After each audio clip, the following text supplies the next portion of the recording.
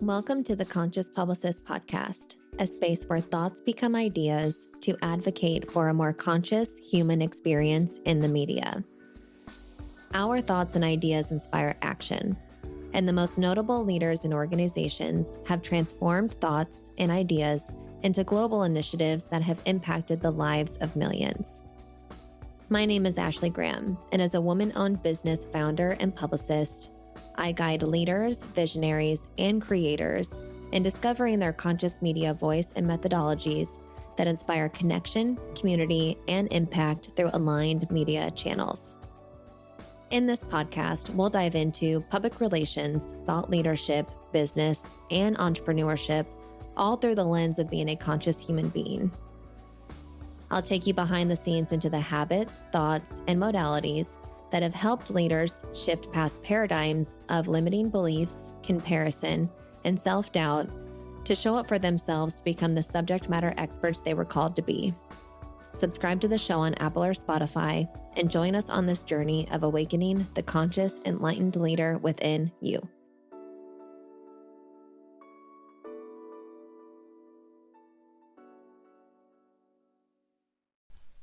Well, my friends, here we are. We have welcomed in a new calendar year. For me, one of my favorite rituals at the start of a new calendar year is to choose a word or phrase. And my phrase for 2026 came to me during a meditation that I'd love to share with you. My phrase is restore and nourish, which is also my new business strategy, and it's the foundation of everything I'm building. Becoming a mom has shown me what's possible when you choose presence over productivity, when you build something that honors your energy instead of depletes it, and when you create abundance that actually feels good. And that's what I'm excited to create for you in what I'm calling for now the Conscious Collective. As I mentioned in my last episode, is I am launching a membership in spring of 2026 as a space for conscious entrepreneurs who are ready to build visibility without burning out.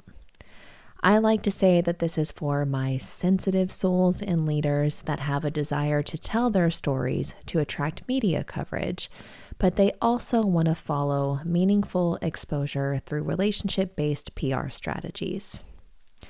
In this space, I wanted to become a community where rest is recognized as strategic, offer frameworks for getting visible that nourish you instead of burn you out, offer PR strategies rooted in authenticity, depth, and ultimately just create and offer a space for sensitive entrepreneurs who refuse to compromise their values for visibility. To dive into this deeper as to why I feel so called for this membership is that I truly believe that the sensitive entrepreneurs, the sensitive leaders deserve to be seen, and they deserve to know how to build their visibility in a way that restores them, because this work can be overwhelming. There are many no's that you receive before you get the aligned yes, and when you feel so passionate to share your story and you hear no or constant no's, it can feel like your story or your message doesn't hold merit, and I feel that is so far from the truth.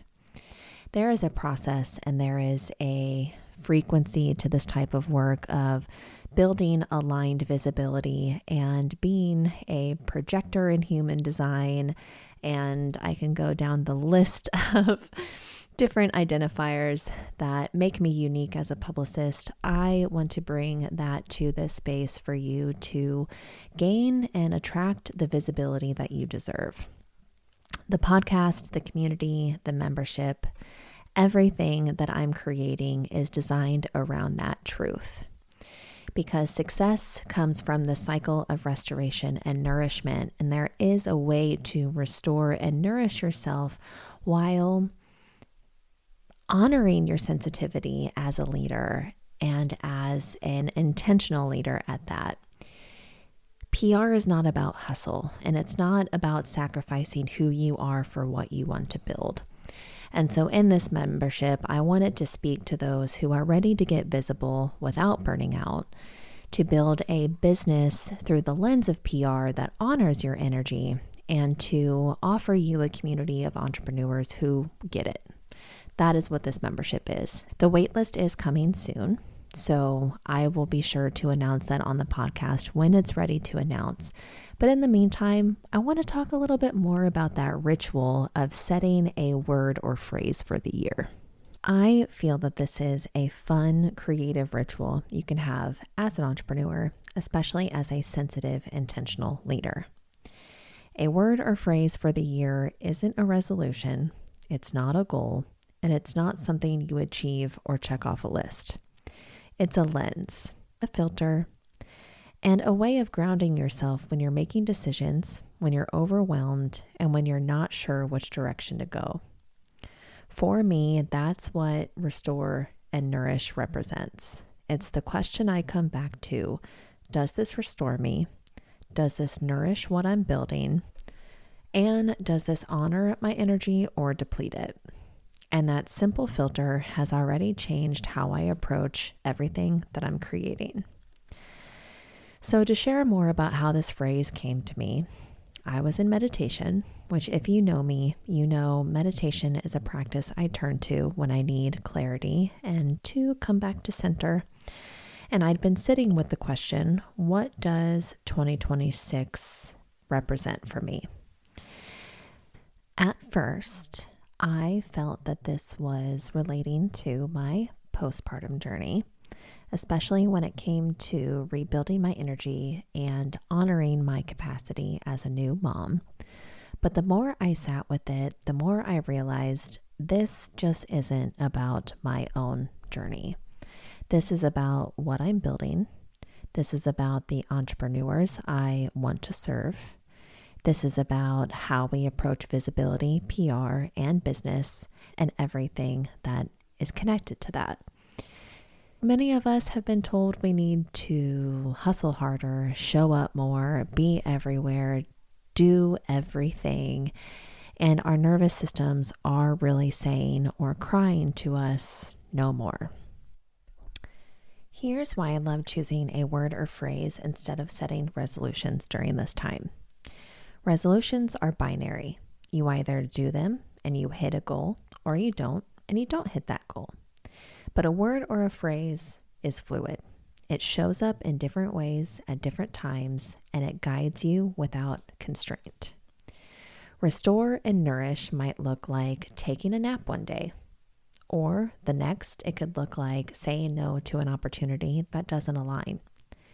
It could also look like building a new framework, or simply creating a space for a meaningful conversation. To me, Restore and Nourish is not about perfection. It's about direction. So if you haven't already, I want to invite you to choose your own word or phrase for 2026. Here's how I recommend approaching it the Conscious Publicist way. Find a quiet moment, put your phone away, or ideally on Do Not Disturb. Light a candle if that feels good to you. Sit in meditation or journal or go for a walk. The key here is to do whatever helps you get out of your head and into your intuition. Follow that and then ask yourself, what does this year need from me? What do I need less of? What am I ready to let go of? You don't want to force it, and you certainly don't want to overthink it. See what comes up. And once you feel that full body yes, that's when you know you have your word or your phrase. Write it down. If you're a visual person, put it somewhere where you can see it and come back to it often when you're making decisions or need a little bit of clarity. But most importantly, let it guide you, because this is how we build intentionally. This is also how we lead consciously. And this is how we create businesses and lives that actually align with who we are, which leads me to my next point. I want to highlight what Restore and Nourish means for sensitive leaders. Let's talk about what it actually means to be a sensitive entrepreneur or leader in a world that's designed for doing more. If you're listening to this show, chances are you identify with some version of sensitivity. Maybe you're a human design projector like me. Maybe you are highly intuitive. Maybe you just know that aggressive PR tactics or marketing tactics aren't for you, and that constant performance makes you shut down and feel stuck. And the visibility strategies you've probably been taught or have read about, they weren't designed for you. They were designed for people who thrive on volume, who can pitch 100 journalists and not take the rejections or the silence personally. Those are leaders who can show up on every platform every day and not feel drained. But that's not you. That's certainly not me. And that's not the entrepreneurs I'm building the Conscious Collective for. Now to talk about a common experience that our sensitive entrepreneurs and leaders face when it comes to PR and visibility. I want to talk about the no.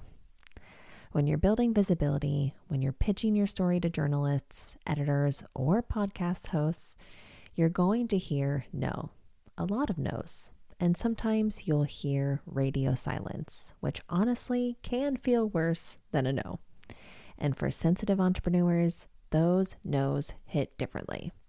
Because we don't just hear, no, this isn't right for my publication.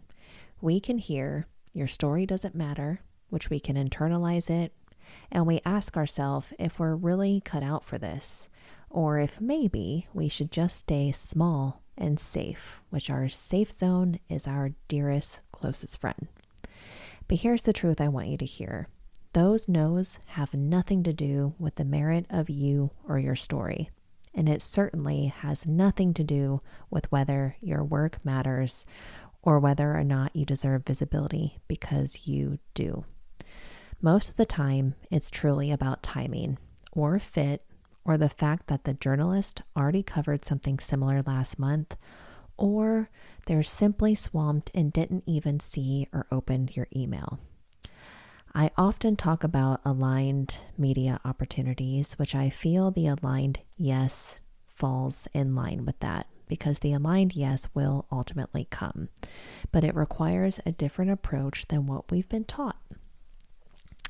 I talk a lot about aligned visibility. As I said, it's even in the trailer of the podcast, because I feel and believe that there's a frequency to this work. What I mean is, when you're trying to force visibility, when you're hustling, when you're using aggressive pitching tactics, when you're not honoring your energy, you're operating at a frequency of need versus desire. And that can come through in your pitches, in your presence, and in how journalists may perceive you. But when you're building visibility from a place of restoration and nourishment, when you're honoring your sensitivity, and when you're building genuine relationships instead of transactional ones, you're operating at a higher frequency. And that's what creates the aligned yes. The journalist who actually gets your work, the feature that leads to 5 more opportunities, and the media coverage that attracts your ideal clients because it's vulnerable and authentic, that's what I mean by aligned visibility. I have spent nearly 10 years of my career trying to understand that frequency. And I don't often lead with identifiers, but the simplest way to make sense of that is I talked briefly about being a projector in human design. I feel for those who understand the identifiers of human design know that projectors are designed to guide and lead, but not through constant doing.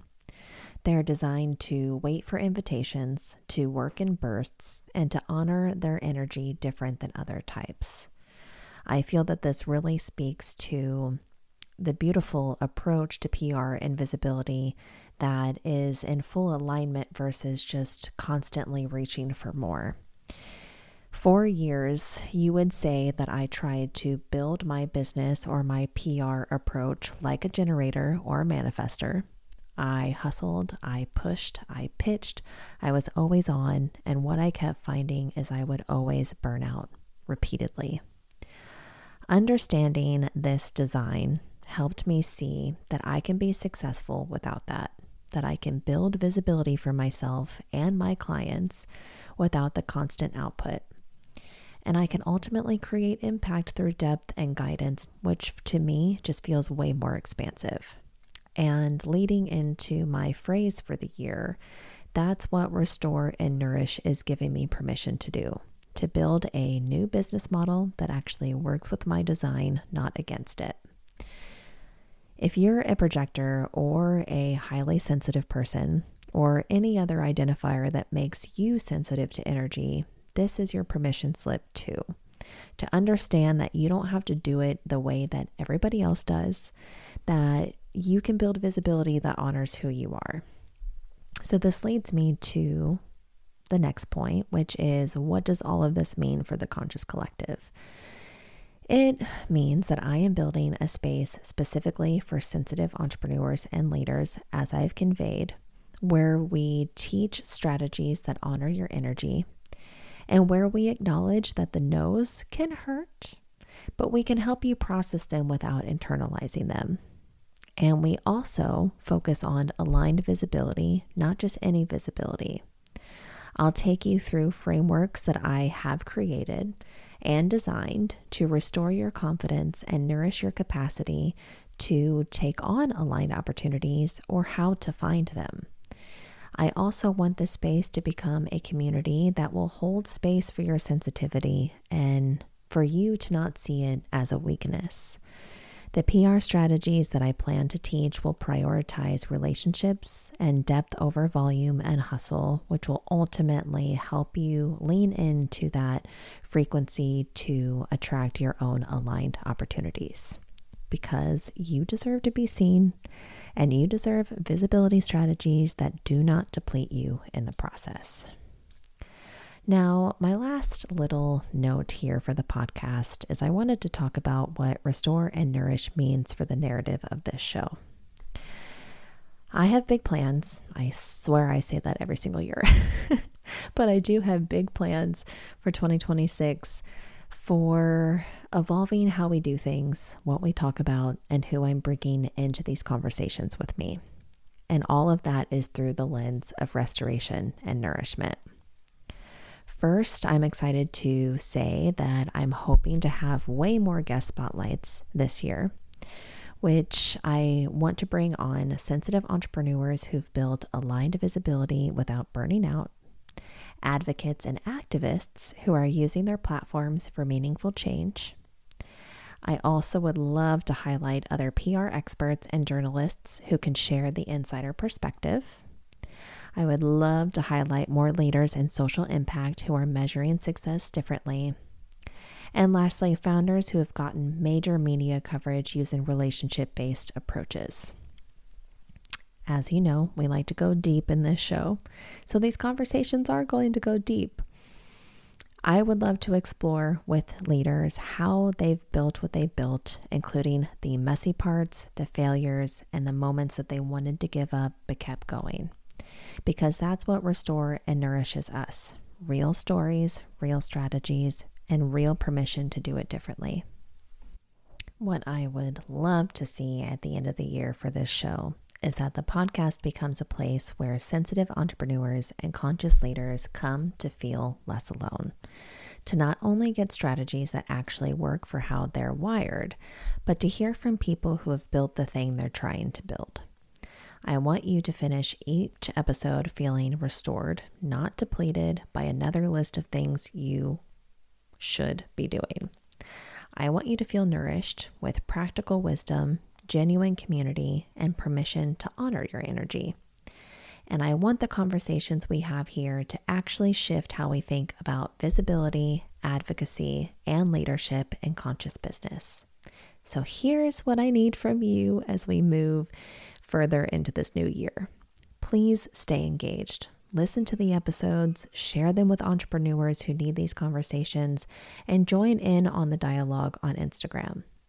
Also, tell me what topics you want explored, what guests you would want to hear from, and what questions you're wrestling with.